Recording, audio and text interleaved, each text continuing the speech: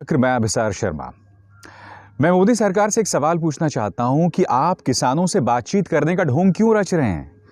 आपकी बातचीत करने की कोई मंशा नहीं है। आप सिर्फ उसे बदनाम करना चाहते हैं। आप सिर्फ उसे निशाना साधना चाहते हैं। मैं आपसे पूछना चाहता हूं, पहले पंजाब के अंदर 14 आड़तियों पर इनकम टैक्स की रेड मारी गई और अब पानीपत और जींद, जी हां, हरियाणा के पानीपत और जींद में भी आड़तियों के घर में रेड्स डाली जा रही हैं। इनकम टैक्स के नोटिस दिए जा रहे हैं। मैं आपसे ये जानना चाहता हूं, इससे पहले आपने कब आड़तियों पर ऐसे वक्त पे रेड मारी है, बताइए।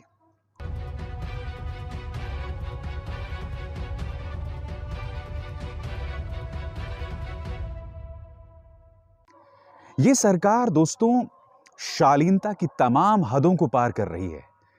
मतलब एक तरफ तो प्रधानमंत्री नरेंद्र मोदी गुरुद्वारा रकाबगंज पहुंच जाते हैं, गुरु ग्रंथ साहिब के सामने शीश झुकाते हैं।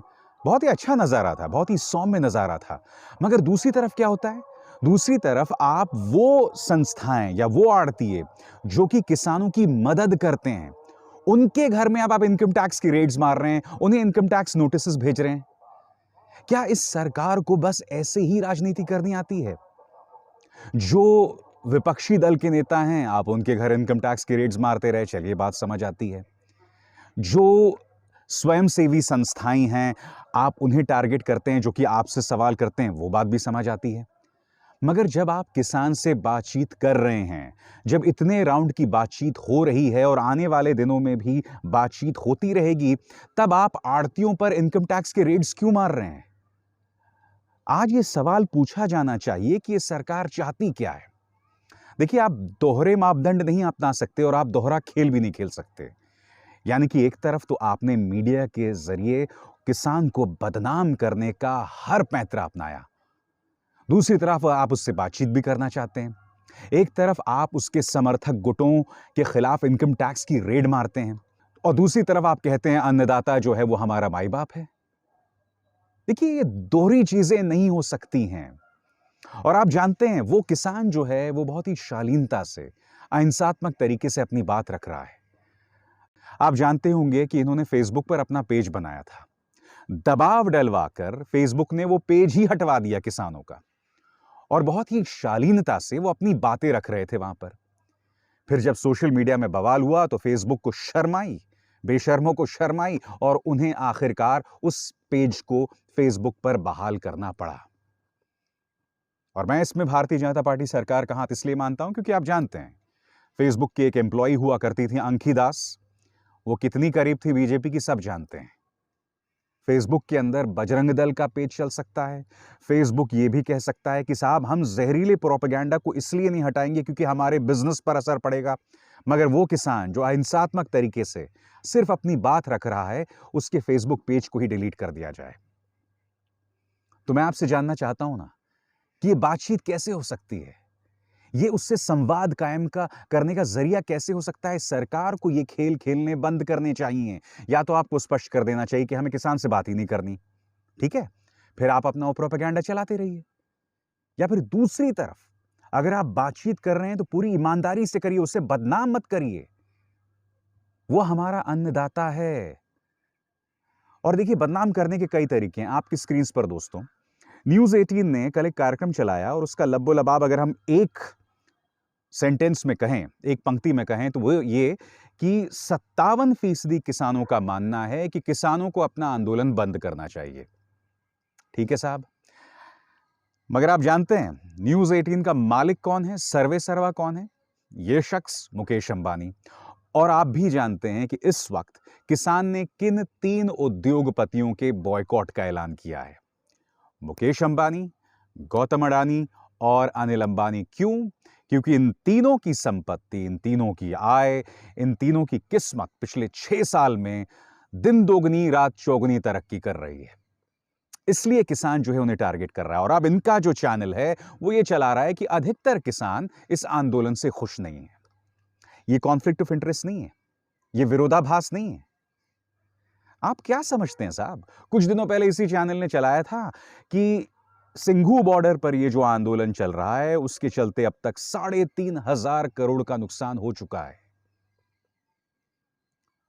मैं उस आंकड़े को कॉन्टेस्ट नहीं कर रहा हूं, मैं ये नहीं कह रहा हूं वो सही है गलत है, वो एक अलग मुद्दा है।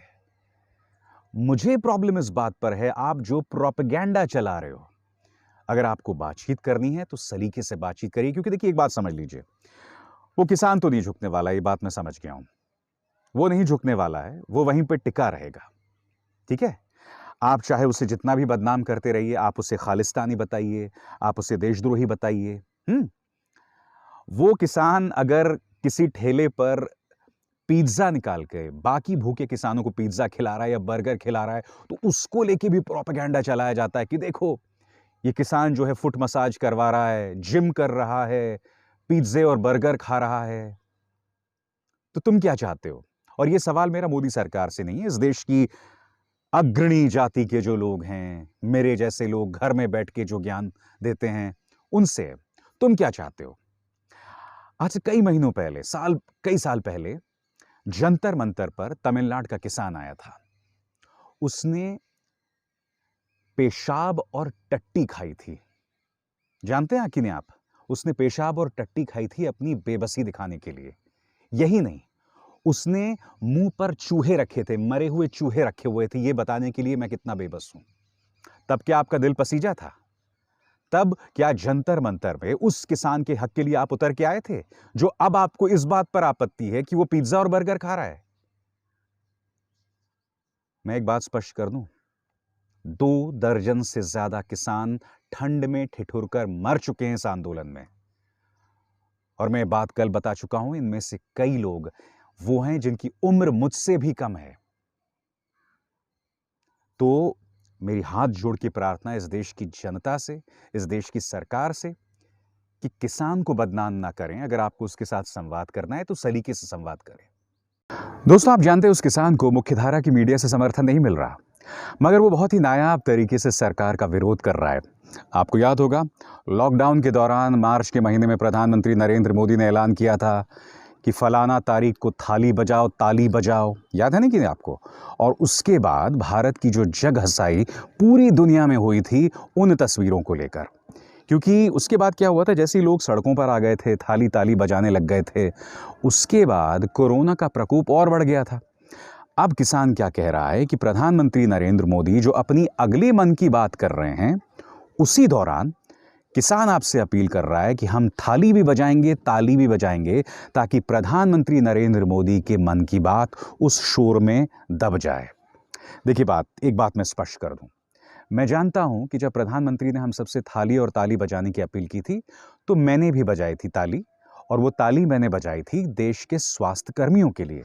ठीक है, मगर उसके बाद जो मजाक बन गया उसको लेकर जो भ्रांतियां फैलाई जाने लगी कि साहब ताली और थाली बजाने से कोरोना भाग जाएगा, इस तरह की जो बातें हुई, उसको लेकर मुझे आपत्ति थी। और यही नहीं, मास मीडिया का इस्तेमाल किया गया था प्रधानमंत्री के संदेश को फैलाने के लिए। किसान के साथ दिक्कत यह है कि वो तो सिर्फ इसका ऐलान अपने प्रेस कॉन्फ्रेंस में कर रहा है, इक्का दुक्का पत्रकार हैं जो उसकी बात को आप तक पहुंचा रहे हैं। मुख्यधारा की मीडिया तो उसके खिलाफ है, उसके हित की बात कर ही नहीं रही है। तो इसलिए उसके लिए चुनौतीपूर्ण है हालात। वो कह रहा है कि जब प्रधानमंत्री नरेंद्र मोदी मन की बात करें तो उस दौरान थाली और ताली बजाइए। और वो ऐसा क्यों कह रहा है? वो ऐसा इसलिए कह रहा है कि प्रधानमंत्री नरेंद्र मोदी खुद ही सवाल करते हैं और उसका जवाब भी खुद ही दे देते हैं। प्रधानमंत्री को चाहिए कि वो किसान की सुने और उसके सवालों का जवाब दे, बनिस्बत कि आप जो हैं अपने सवालों का जवाब देते रहें। मेरी आपसे करबद्ध प्रार्थना कि किसान ने जो ऐलान किया है ना, मैं उम्मीद करता हूं प्रधानमंत्री उस दिन जब आपके मन की बात के दौरान कुछ किसान थाली और ताली बजाएंगे, उससे पहले ही आप उसे बातचीत के लिए बुला लेंगे, आप निजी तौर पर उस किसान से बात करेंगे ना?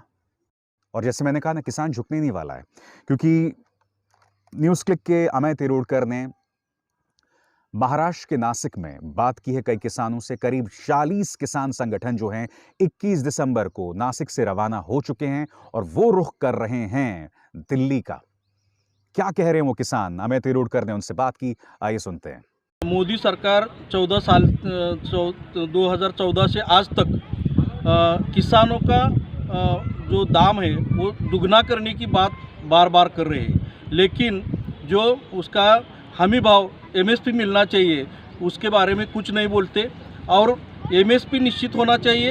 एमएसपी के बाद वो माल जो है वो खरीद का यंत्रणा भी तैयार होना चाहिए, और उसके बाद जो वो खरीद की यंत्रणा अमल नहीं करता उसको सजा भी होनी चाहिए।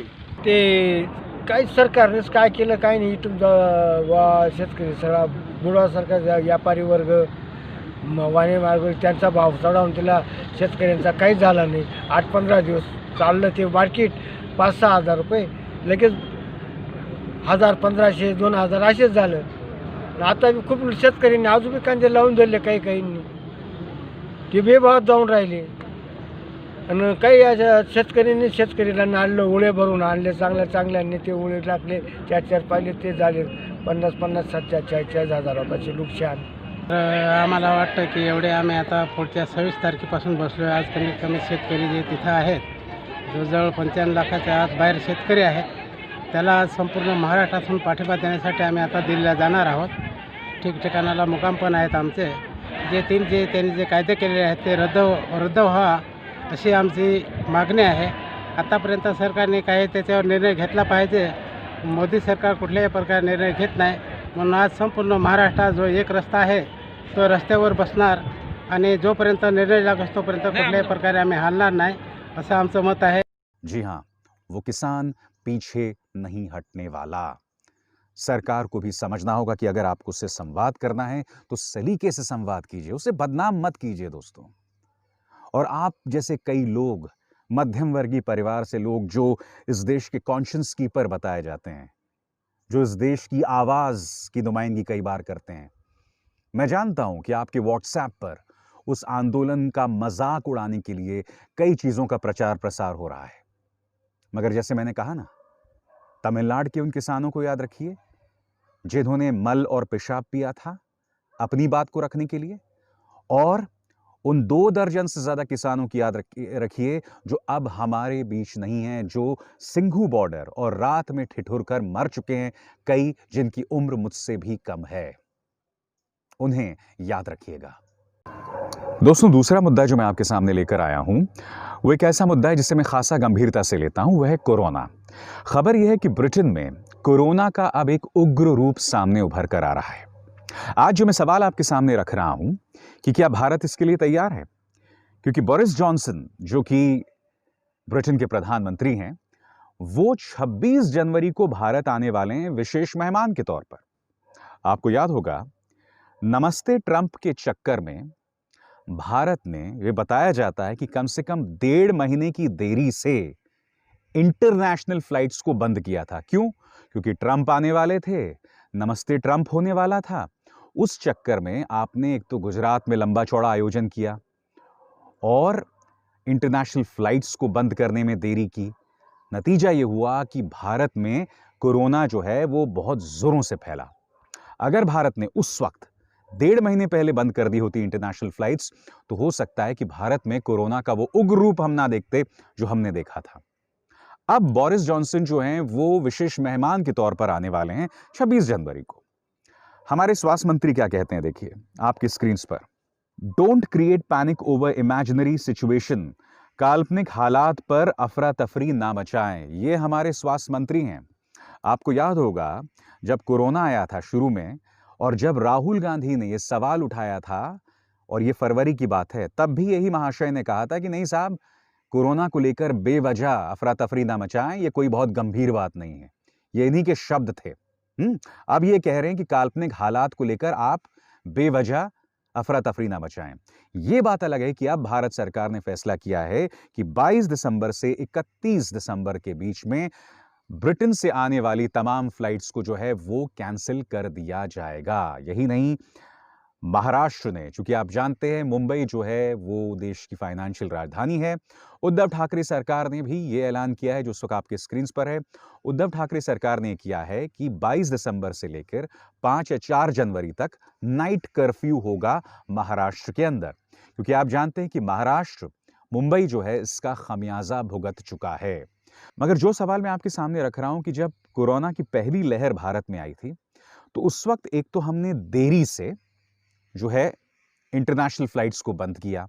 यही नहीं, हमने संसद को चलने दिया क्योंकि बीजेपी को मध्य प्रदेश में सरकार गिरानी थी कांग्रेस की। मैं ये जानना चाहता हूं कि क्या इस बार हम तैयार हैं, खासकर जो कोरोना का ये एक नया वायरस सामने उभर कर आ रहा है और ये कहते हैं कि ये पहले से कहीं ज्यादा उग्र है, क्या हम इसके लिए तैयार हैं? क्योंकि जहां तक मुझे समझ आता है कि अब तक इस वक्त जब मैं आपसे बात कर रहा हूं, जो वैक्सीन आ रहा है, ये आ गया है, उसको लेकर अब तक कोई भी प्लान ऑफ एक्शन की घोषणा नहीं की गई है। क्योंकि मैं जानता हूं कि सीरम इंस्टीट्यूट के आधार पूनावाला ने कहा था कि जनवरी में हम स्वास्थ्य कर्मियों को वैक्सीन देंगे, उसके बाद जो बुजुर्ग लोग हैं, और बाद में जाके अप्रैल के बाद जाके आम लोगों को वैक्सीन दिया जाएगा। मगर सरकार की तरफ से वैक्सीनेशन कार्यक्रम को लेकर, टीकाकरण को लेकर अब तक कोई भी योजना का ऐलान नहीं हुआ है, और वो एक ऐसे देश में जिसकी इकोनॉमी तहस नहस हो चुकी है इस कोरोना वायरस के चलते। तो मैं ये समझना चाहता हूं, दो सवाल हैं मेरे। पहला, ब्रिटेन ने इस बात की घोषणा की है कि कोरोना का और भी खतरनाक वायरस सामने है, उसको लेकर आपकी क्या योजना है? आपने 8-9 दिन के लिए फ्लाइट्स तो बंद कर दी, मगर इसके बाद क्या? दूसरी बात, अब तक वैक्सीनेशन को लेकर, टीकाकरण को लेकर आपने क्या घोषणा की है? क्योंकि देश की जनता ये जानना चाहती है। देखिए, दिक्कत क्या है कि मेरे जैसे पत्रकार कोरोना के वक्त बेवजह हिंदू मुस्लिम की सियासत तो नहीं करेंगे, ना उसको बढ़ावा देंगे, ना अपनी ही देश की जनता को बदनाम करने की साजिशें रचेंगे। मैं सरकार से सीधे सवाल पूछूंगा, और आज भी मैं बहुत ही सीधे सवाल पूछ रहा हूं। इसलिए इस सरकार को उन सवालों का जवाब देना चाहिए, क्योंकि असली मुद्दे वही हैं दोस्तों। बाकी सब जो है ना, लव जिहाद, हिंदू मुस्लिम, तबलीगी जमात, पहली बात तो अधिकतर चीजें झूठी निकली। ऊपर से हमने असली मुद्दे पर ध्यान ही दिया। हुआ क्या था दोस्तों, जब लॉकडाउन हुआ, उसके बाद जब पूरे देश को साथ आना चाहिए था, तब एक पॉलिटिकल पार्टी ने आपके और हमारे बीच में लगातार खाइयां पैदा की, हमें बंटवारे पैदा किए, जो एक सरकार का कर्तव्य नहीं था, फर्ज नहीं था, मगर उसने किया अपनी निजी सियासत के चलते। सुशांत सिंह राजपूत जैसे मुद्दे में हमको उलझा कर रखा। मगर ये मुद्दे हम न्यूज़ क्लिक में नहीं उठाते, ये मुद्दे हम न्यूज़ चक्र में नहीं उठाते। हम मुद्दे उठाते हैं वो जिसका ताल्लुक आम इंसान से है। खैर, न्यूज़ चक्र में बस इतना ही। अभिसार शर्मा को दीजिए इजाजत। नमस्कार।